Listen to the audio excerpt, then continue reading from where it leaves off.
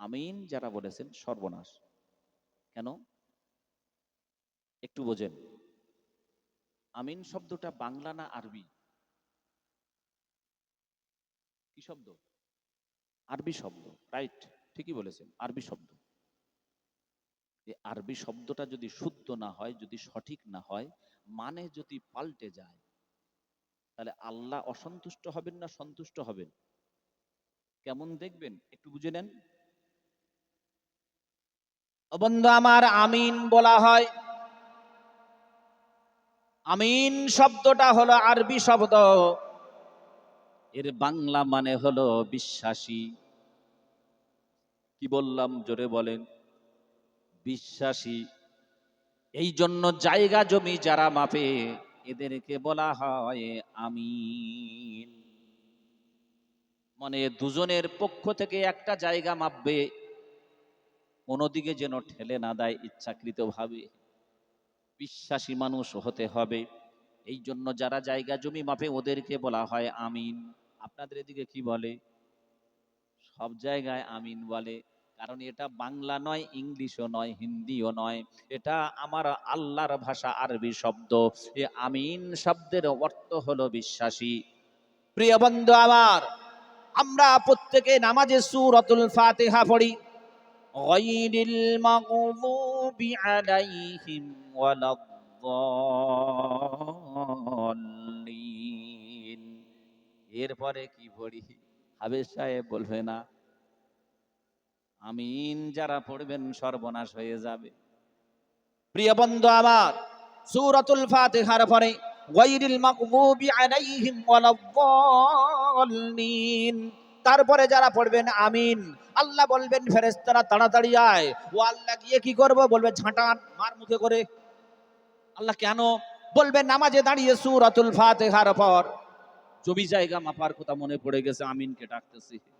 অন্য সময় পায়নি, নামাজে দাঁড়িয়ে আমিনকে ডাকতেছে জায়গা মাপার জন্য। মারবে কি মারবে না? সর্বনাশ হয়ে যাবে বন্ধু আমার। তাহলে ওখানে কি বলতে হবে এবারে শুনে নেন। আমিন ওটা হলো আরবি শব্দ, মানে হলো বিশ্বাসী। সূরাতুল ফাতিহার পরে পড়তে হয় একটু আলাদা, একটু আলাদা। কারণ সূরাতুল ফাতিহা এটা হলো দোয়া, এটা দোয়া। একটু বাংলা তর্জমাটা তাড়াতাড়ি করে দিই। আলহামদুলিল্লাহি রাব্বিল আলামিন, সমস্ত প্রশংসা সেই বিশ্বজাহানের পালনকর্তা রব বা প্রতিপালক তারই জন্য। আর রহমানির রহিম, রহমান মানে যিনি দয়াবান, রহিম মানে দয়ালু।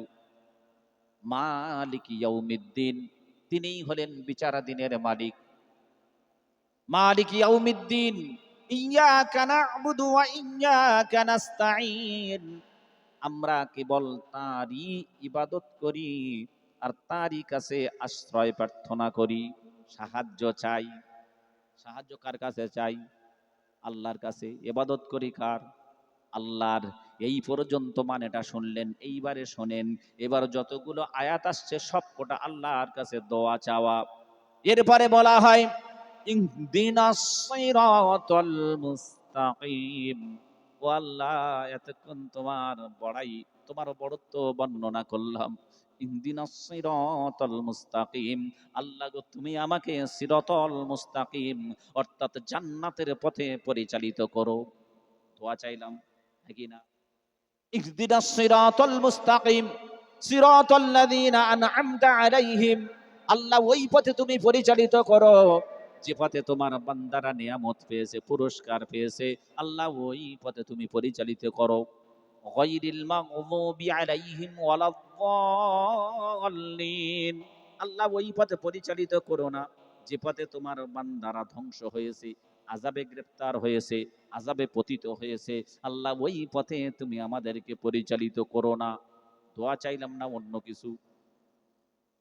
দোয়া তো।